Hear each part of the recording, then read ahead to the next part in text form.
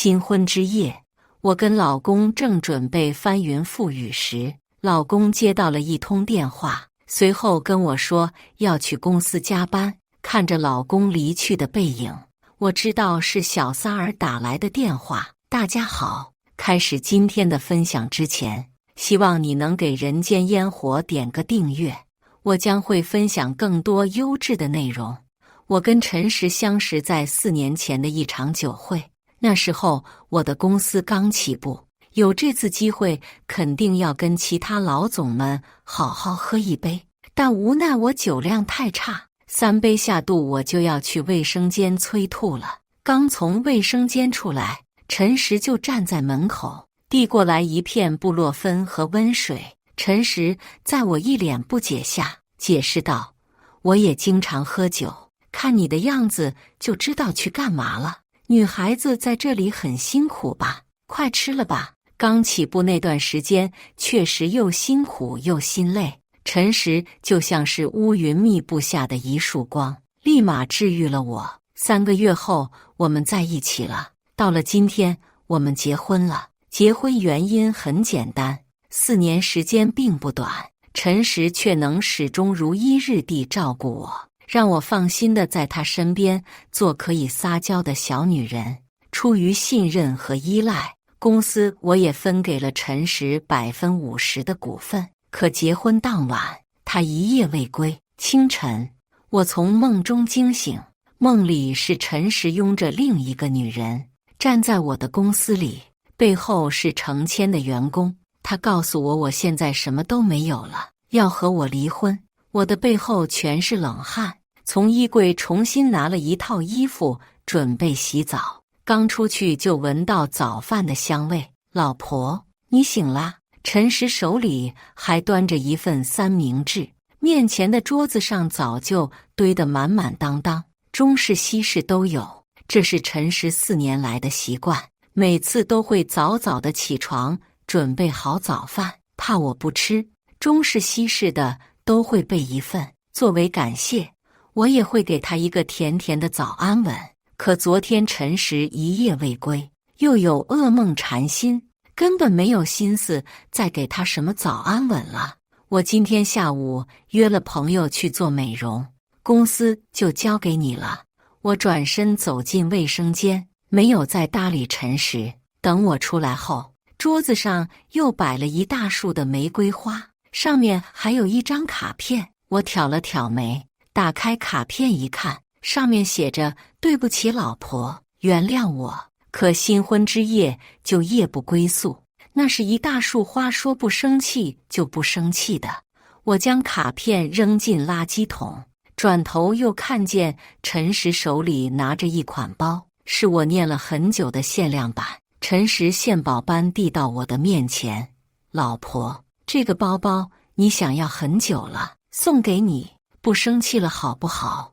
等晚上我再接你去吃烛光晚餐，今晚肯定好好补偿你。”我拿过包包，男人惹我生气，没必要和包过不去，不是吗？我冷哼一声：“行吧，多谢娘娘原谅小的，小的愿为娘娘赴汤蹈火。”看着陈实调皮的样子，我忍俊不禁：“行了，别皮了，快吃饭吧。”等到下午，陈实去了公司，我精心打扮了一番，还特地背上了他给的新包，才去跟朋友见面。欣，朋友兴高采烈地挥了挥手，我把车子停在路边，等他上车后，导航清雪美容院。朋友看着这个地方在老小区附近，眉头一皱：“不去之前的美容院了？”我摇摇头解释道：“我之前去那边办事，看到新开了一家，环境还不错，服务也很周到，想着带你来体验一下。”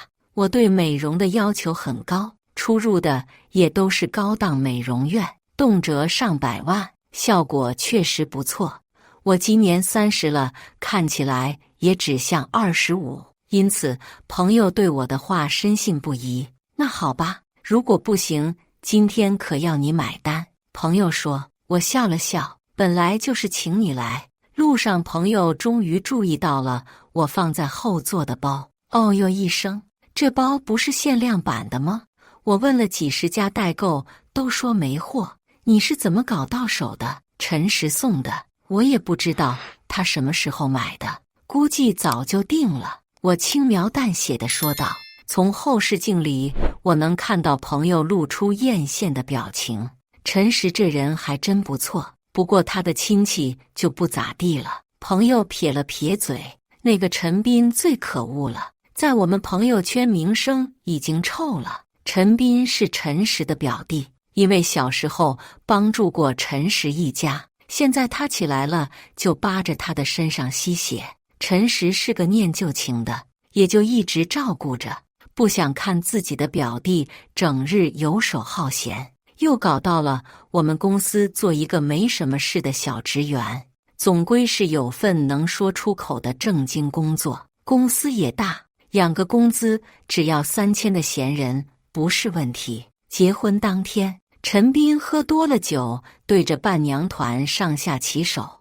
我和我的伴娘团都不是吃素的，差点就把他摁在地上打。这一闹，所有宾客都知道了。陈斌一家觉得丢脸，说只是摸一下怎么了？对我也非常不满意，觉得我胳膊往外拐。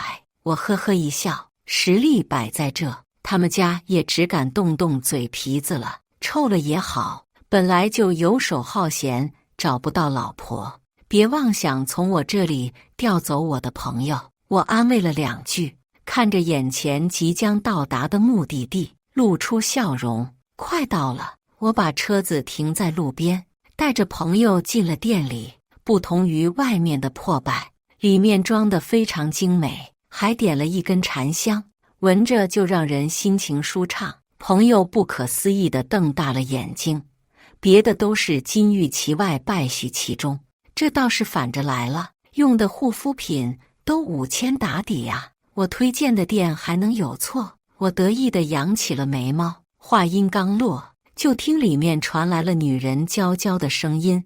我在里面听有人来了，还想着是谁，原来是汪总来了。我看着眼前穿着旗袍，身材傲人，样貌如出水芙蓉的女人，微微一笑。金老板，今天我来可还给你带了新顾客。说罢，我给朋友介绍道：金清雪，美容院的老板。金清雪对着我朋友盈盈一笑，房间已经安排好了，2位跟我来吧。进了房间，2个小妹已经在旁边准备好了。我舒舒服服地躺下，看着金清雪道：今天就麻烦金老板亲自动手了。没事，以往也都是我。金清雪声音特别温柔，听起来就让人全身酥麻。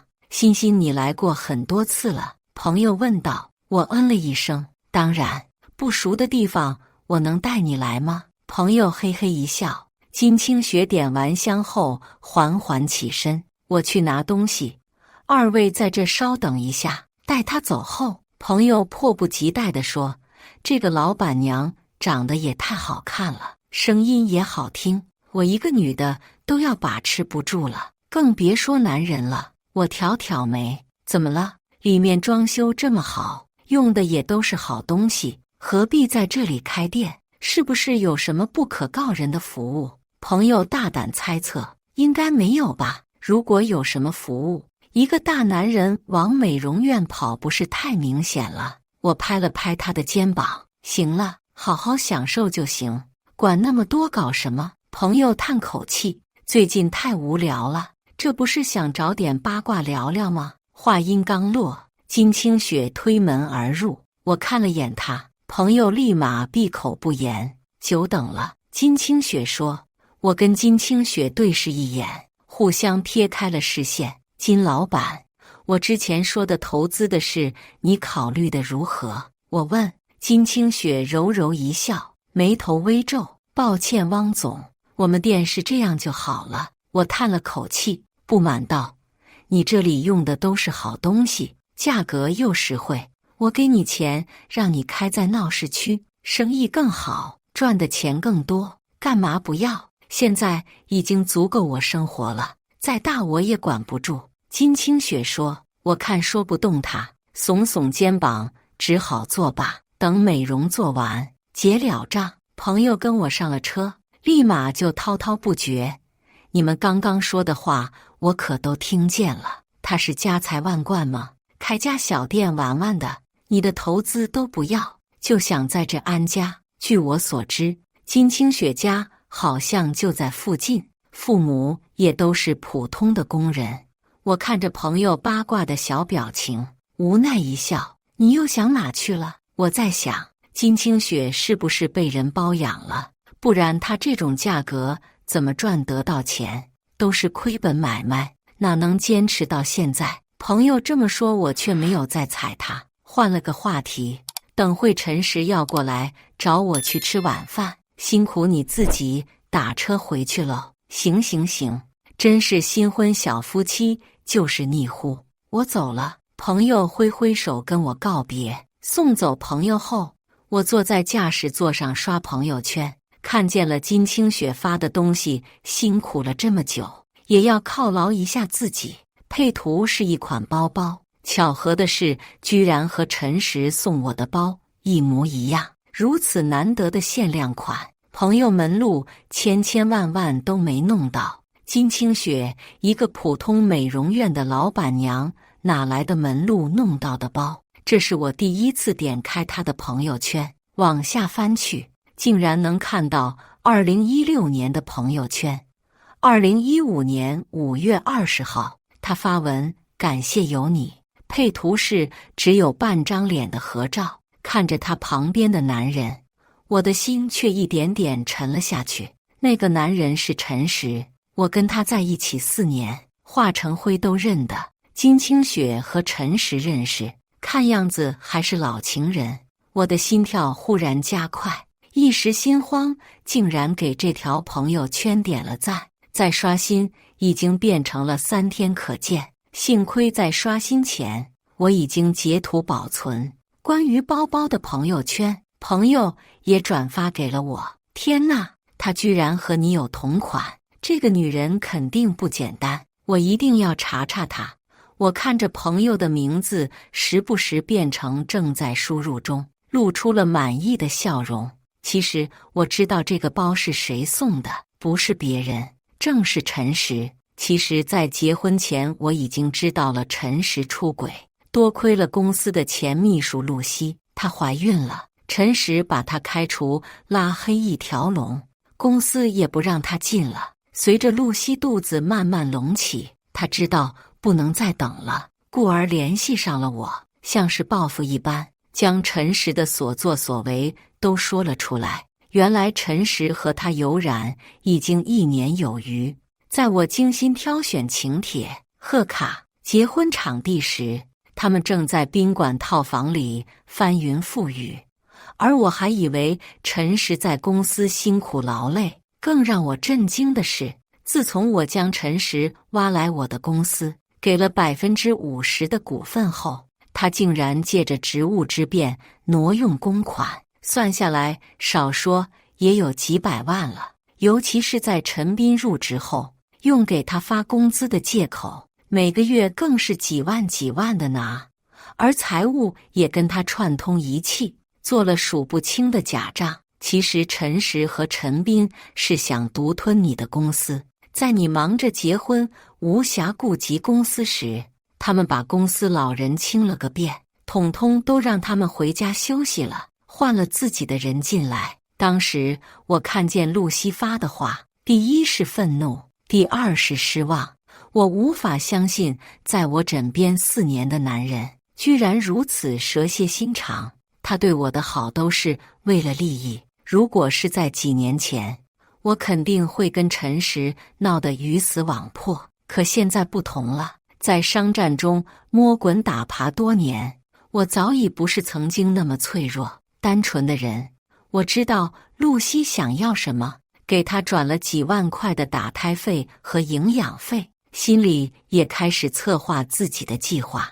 我不能让陈实这么简单轻松地离开，怎么着也要让他把吃进去的都吐出来。我通过调查找到了陈实的旧情人金清雪。金清雪和陈实是大学同学，当时在学校里，金清雪可是有名的校花才女，而陈实只是一个从普通的男大学生。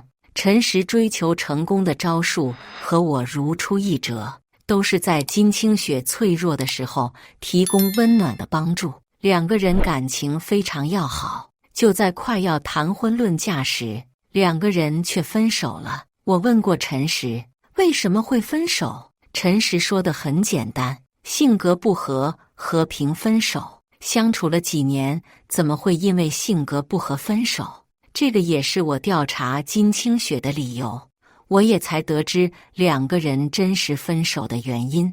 金清雪就是个败家娘们，还拜金，进了社会就想买各种各样的奢侈品，两个人家境都普通，怎么可能负担得起？最后背着陈实借了高利贷，两个人才分手的。听到这个原因，我敏锐地查到这个高利贷肯定不简单。我找到金清雪时，她正在一家破败的理发店里给人按摩。她依旧好看，可已经没了那些人说的才女气质，整个人憔悴不已。我走了进去，她看了我一眼，我能从她的眼里看到她对我的憧憬。我对她浅浅一笑，转头看着老板：“你们家员工，我有些话想跟他单独谈谈。”“不行不行，你没看见他忙着呢吗？”老板头也没抬，语气冲人。我从包里掏出1000现金放在他的面前：“现在可以了吗？”老板看到钱的那一刻就点头如捣蒜：“小雪快去。”我等金清雪洗完手，带着她回了车上。金清雪很拘谨地坐在副驾驶，想看我又不敢抬头看我。我勾起唇角，轻声细语：“曾经大学里才惊艳艳的校花，现在怎么颓废了？你认识我吗？”金清雪眉头微锁，我点点头。我的未婚夫是陈实。当他听见陈实2字时，整个人下意识地抖了一下。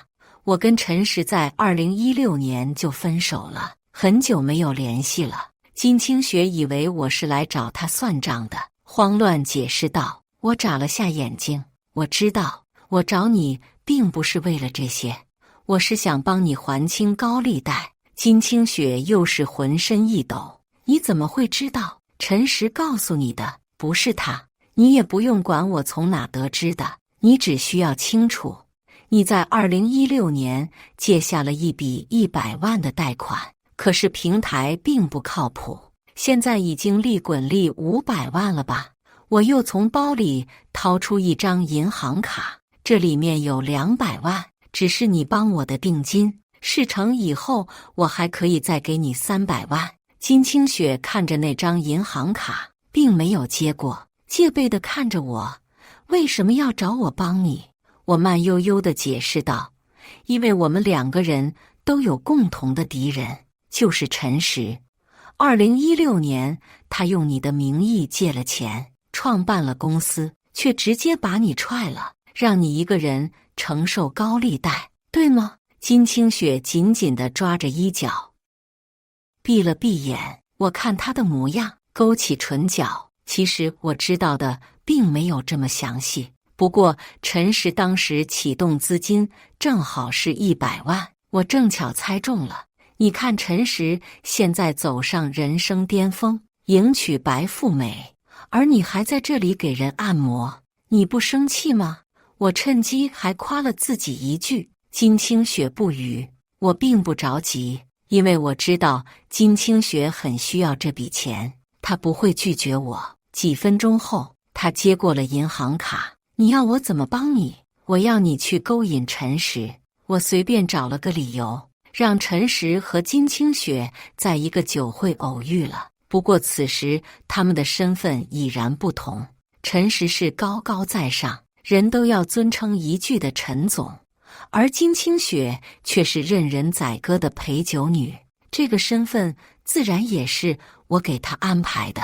昔日女神，如今因为自己沦为陪酒女，是个男人心里都会有愧疚。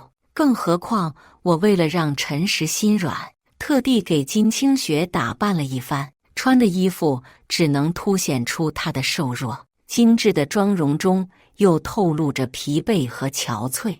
4个字概括就是我见犹怜。那天，陈实和金清雪在手机上聊到很晚，我并不指望他们能飞速发展，温水煮青蛙才能让陈实落入我织的网里。而后，陈实立马就挪用了公司的钱，给金清雪搞了一个美容院。他很聪明，担心暴露，用的还是陈斌的名字。就算别人问起，他也大可以说是借钱给了陈斌追女生。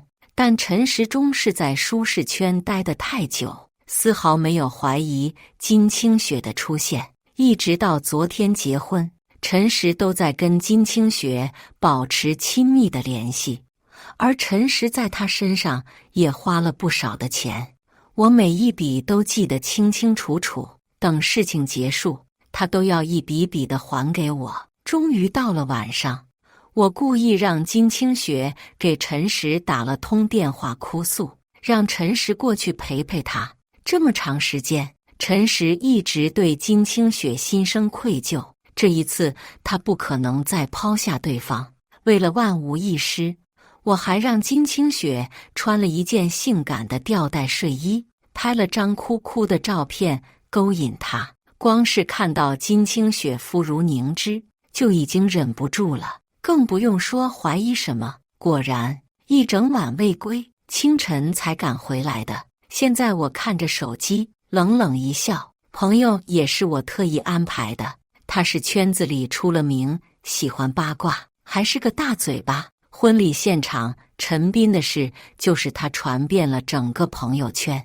我故意带着他去了金清雪的美容院，故意让他对金清雪产生兴趣，从而去调查。再等一会儿，这位好朋友应该就会给我发他的调查结果了。10分钟后，手机叮咚一声，我点开了信息，果不其然是那位朋友。天哪，你知道吗？那家美容院的投资人竟然是陈斌。他一个天天在你们公司游手好闲，月入3000的猥琐男，是哪来那么多钱投资美容院的？我并没有着急回，任由他发挥自己的想象。在故事慢慢离谱时，我回复道：抱歉，刚刚在处理别的事，可能是陈实借给他的呢，不要多想了。提到了陈实，他又怎么可能不会多想？我有了一个大胆的猜测。朋友过了段时间才回复我：欣欣，你不会被戴绿帽子了吧？我勾起唇角，假装生气的语气，这么猜就离谱了。我刚跟陈实结婚，这种玩笑真的没有意思。抱歉，我不是故意的，我太了解他了。说是道歉，说不定正把我和他的聊天记录传遍所有的朋友，而这就是我需要的。我和陈实共同经营公司，因此朋友圈里的共友特别多，大多数还都是有名有腕的大老板、千金小姐、少爷。这么一闹，陈实在朋友圈出了名，估计不会再有人跟他提供合作了。而我现在需要做的就是继续管理我的公司。我没有等陈实过来接我，自己去了公司。市中心的一栋16层的写字楼就是我的公司，这是我拼搏了好几年，耗了半条命才赚到的，这是我拼尽所有的荣誉，而我竟然把一半交给了不可托付的男人。站在电梯里，我的心情并未有一点好转，一想到陈实那恶心的嘴脸，就想狠狠地给他2巴掌。可是我不能，我的计划才刚刚开始。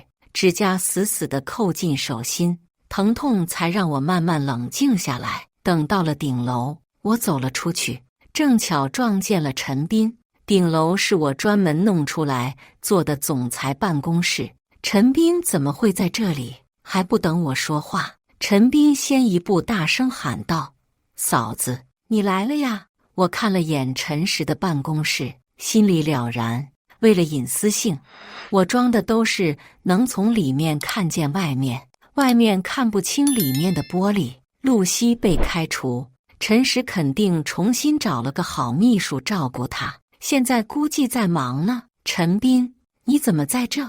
我假装不解地问道。陈斌摸了摸头，嘿嘿一笑。我刚刚有点事想跟我哥商量一下，现在我就下去了哈。目送陈斌离开后，陈实也从办公室里走了出来。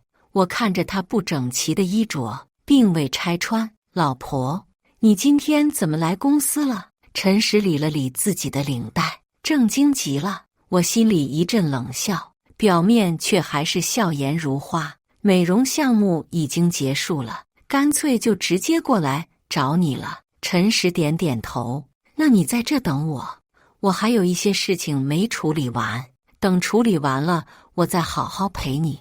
我漫不经心地看着他，什么项目呀？正好我闲着也是闲着，干脆就陪你一起。毕竟公司也有我的一部分，哪能让你一个人忙？我也不想让老婆太辛苦嘛。陈实说，别跟我油嘴滑舌的，把项目书拿出来我看看。我伸出手，陈实见我是真的要，赶紧喊道：艾丽，带着项目书出来。过了会儿，我才看见一位穿着超短包臀裙，显露自己傲人的事业线，涂着烈焰红唇的女人。艾丽轻轻扫了我一眼，我能读懂她眼里对我的不屑。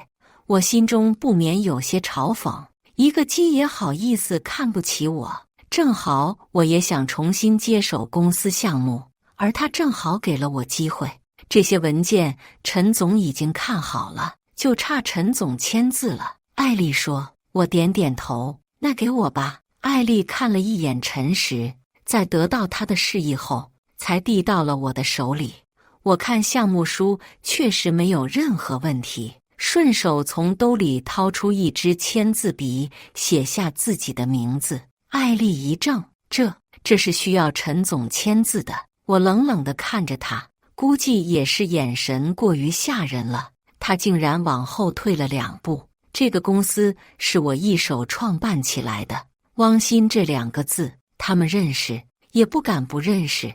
我将文件扔在他的脚边，声音沉沉，你新来公司不熟悉没关系，我会给你时间好好熟悉公司。秘书红着眼看向陈实，陈实也没想到我居然会发火，赶紧挥挥手让人带着合同出去了。老婆不要跟他一般见识。陈实赶紧走了过来，轻轻地拍着我的背安慰道，我知道在他姘头面前这么做有伤他的自尊，赶紧瘪着嘴，眼泪汪汪地看着他。我是没用了，公司已经不需要我了，签个字还要被说。我委屈道。陈实看到我的眼泪，哎呦一声，怎么还哭了呢？他是刚来，是傻子，我们不跟傻子一般计较。这样吧，等会正好有个会议，你跟我一起好不好？我擦干了眼泪，抱了抱他。好，心里的白眼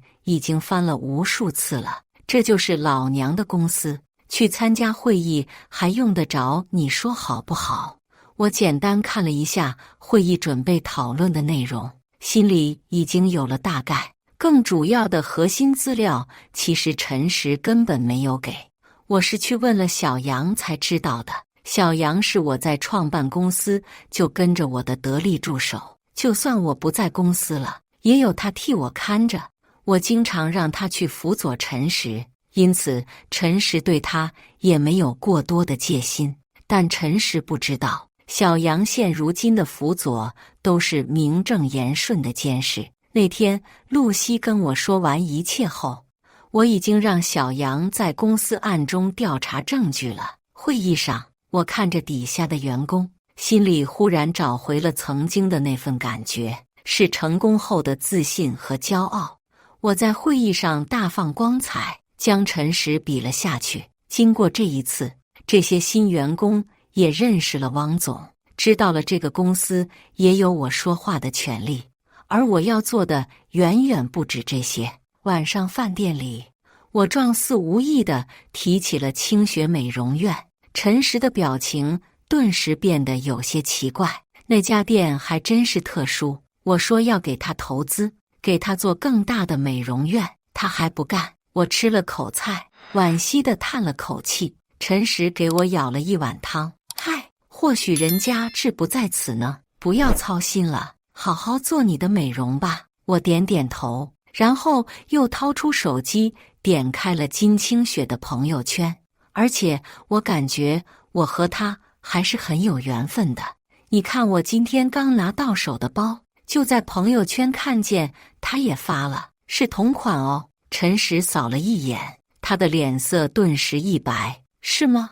那确实挺巧的。陈实说，他的语气有些慌乱。我知道他的心已经乱了，毕竟这个包可就是他买的，真不知道他从哪来的门路，我都想问问他了。我收起手机，陈实擦了擦额间的汗，估计人家也有自己的办法吧。像这种小美容院，咱还是不要去了。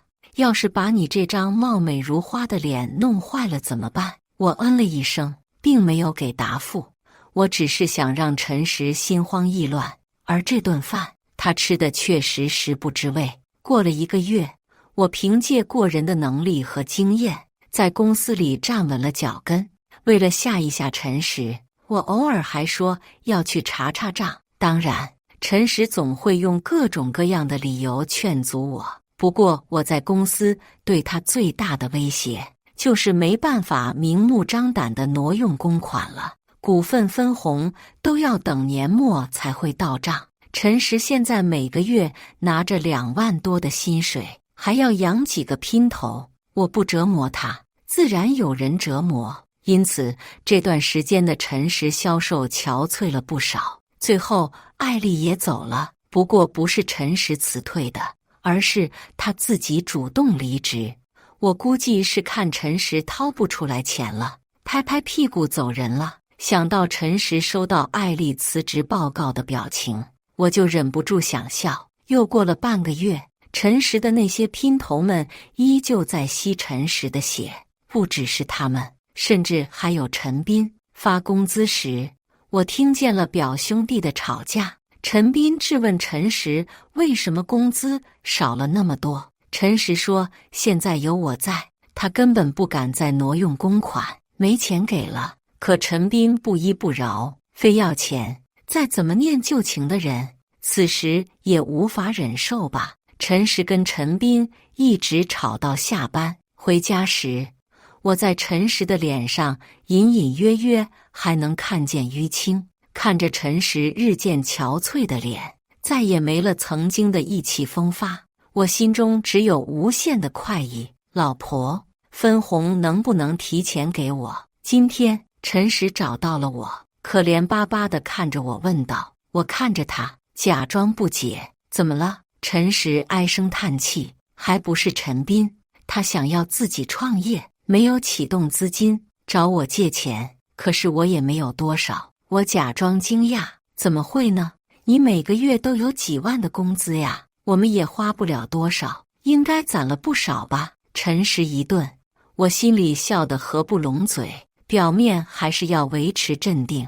那些存款我估计都给姘头花完了。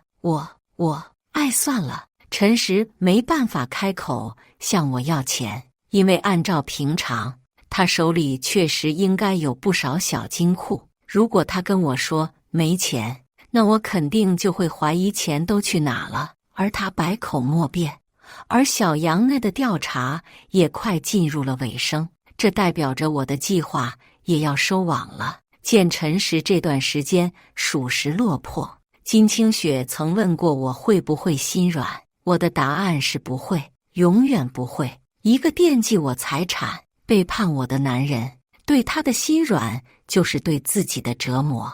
我问金清雪他会心软吗？金清雪摇摇头，她说她恨死了陈实，如果不是陈实，她应该在国外学习服装设计，成为首屈一指的设计师，而不是背负着高利贷，永远的在理发店给人按摩。金清雪跟我说了谢谢，谢谢我给了她重新生活的机会。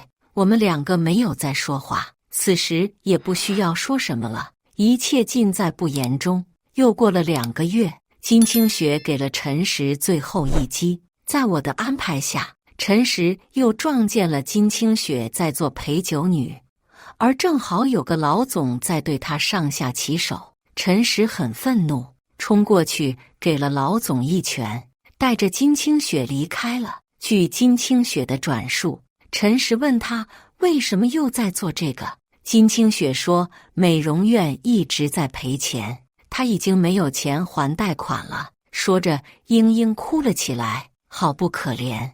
提起贷款，陈实心中不免升起愧疚，答应金清雪会尽快筹钱，让他不要着急。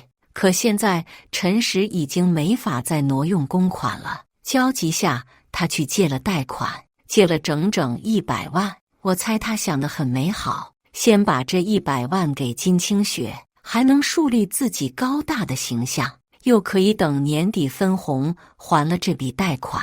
可我不会再给他机会。小杨的调查终于结束了，所有的证据已经集齐，都在 U 盘里。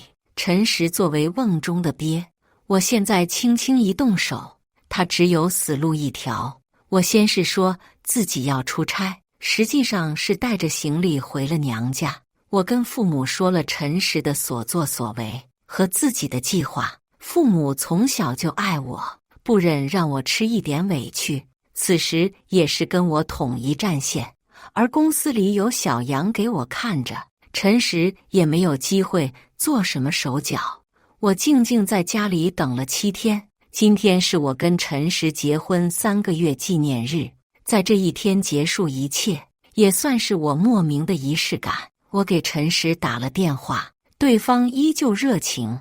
我原以为自己在这种时候会特别兴奋，然后嘲讽地告诉陈实你被耍了。可是我现在心里只剩下平静，我只想抓紧结束这一切，重新开始新的生活，重新投入到我热爱的工作中。听完陈实的唠叨后，我冷冷地开口：陈实，我们离婚吧。怎么了？怎么突然提这件事了？陈实很慌张，更多的是惊讶，因为我和他曾经答应过彼此，再怎么生气也绝对不提分手和离婚2字。我扯了扯嘴角：你以为你做的那些破事我不知道吗？陈实，你真对不起自己的名字。那边久久的没有声音，我等得没有耐心，挂断了电话。过了会儿，金清雪发来了消息，是一张跟陈实的聊天截图。截图里陈实像是发了疯，一直在问是不是他告诉了我什么事。因为时至今日，留在陈实身边的只有金清雪一个了。陈实问金清雪是不是故意接近我，就为了报复他，要他还钱，不还钱就报警搞他。他发了很多很多，金清雪一条没回。陈实看他不回消息，还打了不少电话。我问金清雪烦不烦，金清雪回复道：那个手机截完图就关机了。我笑了，我让金清雪不要担心，剩下的就交给我来。既然陈实想要报警，那我就随了他的意。我先是寄了一份离婚协议书给他，上面是陈实净身出户。我想一个还有点良知的人不会在这方面跟我纠缠吧。可我低估了陈实的不要脸程度，他找到了我家，说是登门拜访，可我看他带着陈斌，像是要杀人灭口的模样。汪鑫，我们这么长时间的感情，你一定要做得这么绝吗？陈实问。我呵呵一笑，你一个出轨的人问我这些，是他们勾引我。陈实吼道。陈斌也在旁边给自己的好哥哥讲话。对呀，那些女的都骚得不行，是个男人都顶不住。我懒得听这些污言秽语，做事准备关门。陈实却一只手卡了进来。老婆，我真的知道错了，我只是犯了男人都会犯的错误，你就原谅我这一次吧。嫂子，这天底下哪个男人不出轨？陈斌也说，一心一意很难吗？自己没有决心和定力，想带着全世界的男人跟你们赔罪。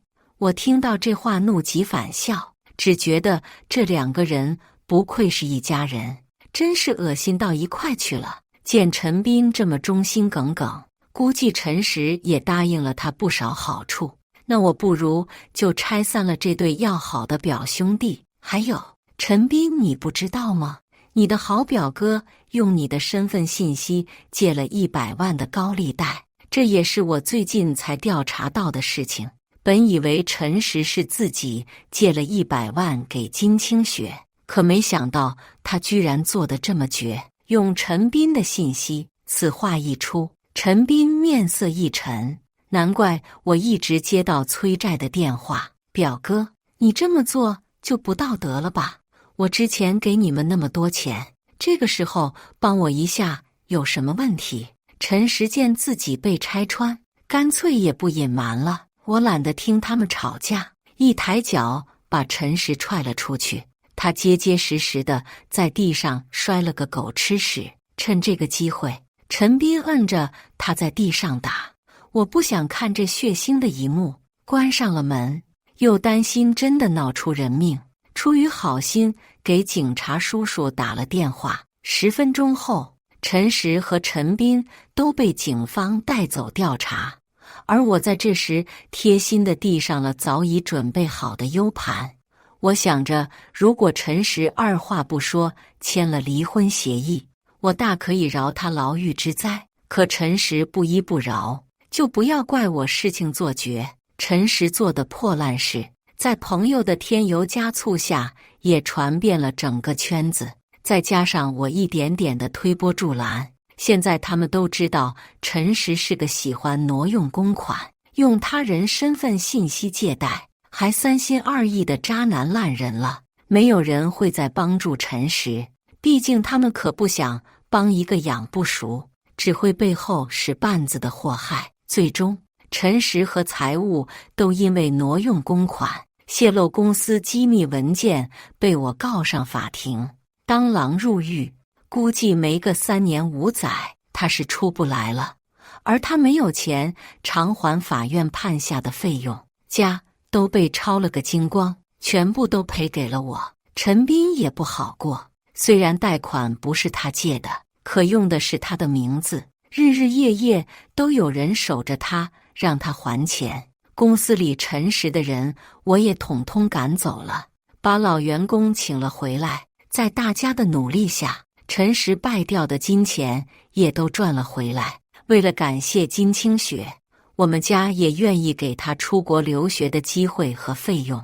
今天就是送机的日子，我看着他，他也看着我，我们2个相视一笑，一切尽在不言中。几个小时后，我看着天上的飞机，心里由衷的祝福金清雪能像我一样找到自己的生活。以上就是今天分享的故事，大家有什么想说的、想吐槽的，欢迎在下方评论交流，也更希望能给人间烟火点个订阅，我将会分享更多优质的故事内容。